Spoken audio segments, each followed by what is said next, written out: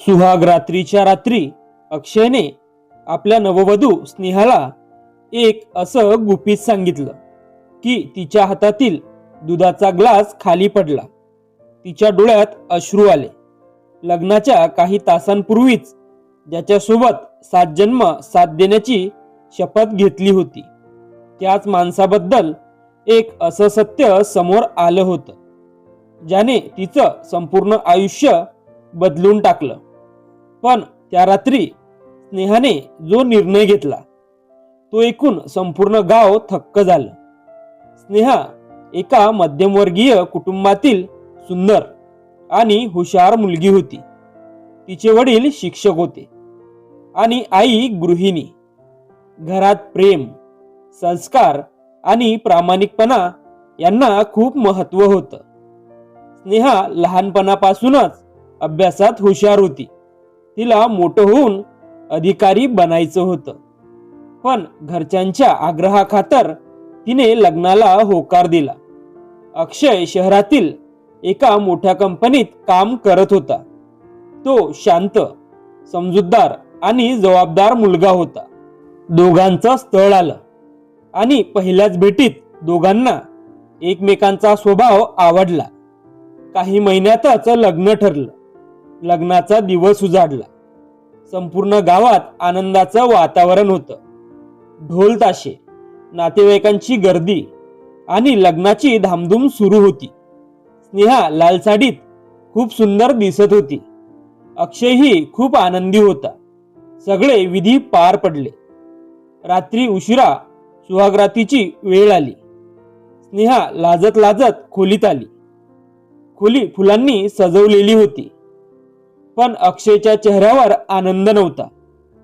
तो खूप चिंतेत दिसत होता. स्नेहा घाबरली. ती म्हणाली, काय झालं? तुम्ही इतके शांत का आहात? अक्षय काही क्षण गप्प राहिला. नंतर त्याने एक खोल श्वास घेतला आणि म्हणाला, स्नेहा, मला तुला एक सत्य सांगायचं आहे. नेहाचं हृदय जोरात धडधडू लागलं. अक्षय म्हणाला, मी तुला फसवू इच्छित नाही. काय झालं? स्नेहा घाबरत विचारते. अक्षयच्या डोळ्यात पाणी आलं. तो म्हणाला, 3 वर्षापूर्वी माझा एक मोठा अपघात झाला होता. स्नेहा शांतपणे ऐकत होती. त्या अपघातात मी खूप गंभीर जखमी झालो होतो आणि डॉक्टरांनी सांगितलं की मला आयुष्यात कदाचित कधीच मूल होणार नाही. हे ऐकताच स्नेहाच्या हातातील ग्लास खाली पडला. खोलीत शांतता पसरली. अक्षय खाली मान घालून बसला. तो म्हणाला, मी लग्नाआधी सांगायला हवं होतं, पण प्रत्येक वेळी भीती वाटायची. तुला गमावण्याची भीती. स्नेहाच्या डोळ्यात अश्रू आले. तिला धक्का बसला होता, कारण हे सत्य तिला कुणीच सांगितलं नव्हतं. अक्षय पुढे म्हणाला, जर तुला हा विवाह मोडायचा असेल तर मी तुला थांबवणार नाही. हे ऐकताच स्नेहा रडू लागली. अक्षयला वाटलं आता सगळं संपलं. पण काही वेळाने स्नेहा त्याच्या जवळ आली आणि शांतपणे म्हणाली, तुम्ही मला फसवलं, याचं दुःख आहे. अक्षयचे डोळे खाली गेले. स्नेहा पुढे म्हणाली, पण लग्न फक्त मुलांसाठी होत नाही. अक्षयने तिच्याकडे आश्चर्याने पाहिलं. लग्न विश्वास, साथ आणि प्रेमासाठी होतं. अक्षयच्या डोळ्यात अश्रू आले. त्या रात्री दोघांनी खूप वेळ बोलून गैरसमज दूर केले. पण खरी परीक्षा आता सुरू होणार होती. काही महिन्यानंतर घरच्यांनी नातवंडांचा विषय काढायला सुरुवात केली. नातेवाईक टोमणे मारू लागले. अजून काही गुड न्यूज नाही का? काही प्रॉब्लेम आहे का? अशा प्रश्नांनी स्नेहा त्रासून जायची. पण ती प्रत्येक वेळी अक्षयच्या पाठीशी उभी राहिली. एक दिवस स्नेहाने अक्षयला म्हटलं, आपण एका मुलाला दत्तक घेऊया. अक्षय आश्चर्यचकित झाला. तो म्हणाला, लोक काय म्हणतील. स्नेहा हसली. लोकांनी आपलं आयुष्य जगायचं नाही. काही महिन्यानंतर दोघांनी एका अनाथ आश्रमाला भेट दिली. तिथे त्यांना एक छोटासा मुलगा भेटला. त्याचं नाव आरव होतं. आरव फक्त 4 वर्षाचा होता. त्याचे आई वडील एका अपघातात गेले होते. तो शांत कोपऱ्यात बसलेला होता. स्नेहा त्याच्या जवळ गेली. आरवने तिचा हात धरला आणि विचारलं, तू मला सोडून तर जाणार नाहीस ना? हे ऐकून स्नेहाच्या डोळ्यात पाणी आलं. त्या क्षणी तिने निर्णय घेतला. आरव आता त्यांचाच मुलगा होणार होता. दत्तक प्रक्रिया पूर्ण झाली. आरव त्यांच्या घरी आला. घर पुन्हा हसू आणि आनंदाने भरून गेलं. जो मुलगा कधीच हसत नव्हता, तो आता दिवसभर खेळत होता. अक्षय त्याच्यावर जीवापाड प्रेम करू लागला. एक दिवस आरव शाळेतून आला. त्याच्या डोळ्यात अश्रू होते.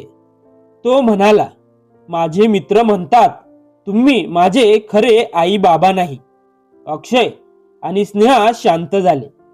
त्या रात्री त्यांनी आरवला जवळ बसवलं. अक्षय म्हणाला, बाळा, आई बाबा ते नसतात जे जन्म देतात. आई बाबा ते असतात जे आयुष्यभर साथ देतात. आरवने दोघांना मिठी मारली आणि म्हणाला, मग तुम्हीच माझे खरे आई बाबा आहात. त्या दिवशी तिघेही रडले, पण ते आनंदाचे अश्रू होते. वर्षे गेली. आरव मोठा झाला. शिक्षणात हुशार निघाला. एक दिवस त्याने देशातील सर्वात मोठी परीक्षा उत्तीर्ण केली. संपूर्ण गाव त्याचा सत्कार करत होतं. स्टेजवर उभा राहून आरव म्हणाला, आज मी जे काही आहे ते माझ्या आई बाबांमुळे, ज्यांनी मला जन्म दिला नाही पण जगायला शिकवलं. संपूर्ण सभागृह टाळ्यांच्या आवाजाने दणाणून गेलं. अक्षय आणि स्नेहाच्या डोळ्यात अभिमानाचे अश्रू होते. त्या दिवशी त्यांना समजलं, रक्ताचं नातं महत्वाचं असतं, पण प्रेमाचं नातं त्याहून मोठं असतं. आणि कधी कधी देव आपल्याकडून काही हिरावून घेतो, कारण तो त्यापेक्षाही सुंदर काहीतरी देणार असतो. जर ही कथा तुम्हाला आवडली असेल तर व्हिडिओला लाईक करा, शेअर करा आणि कमेंटमध्ये तुमचं मत नक्की सांगा. तुमची एक कमेंट आम्हाला आणखी अशा सुंदर कथा घेऊन येण्यासाठी प्रेरणा देतो. आणि अजून अशाच हृदयस्पर्शी, सस्पेन्सने भरलेल्या, जीवनाला नव्या दिशा देणाऱ्या मराठी कथा ऐकण्यासाठी ही स्टोरी यूट्यूबवर पाहत असाल तर मॉरल स्टोरीज चॅनलला सबस्क्राईब करायला विसरू नका. आणि फेसबुकवर पाहत असाल तर पेज फॉलो करा. कदाचित पुढची कथा तुमच्या आयुष्यालाही स्पर्श करून जाईल. धन्यवाद. पुन्हा भेटूया एका नव्या कथेसोबत.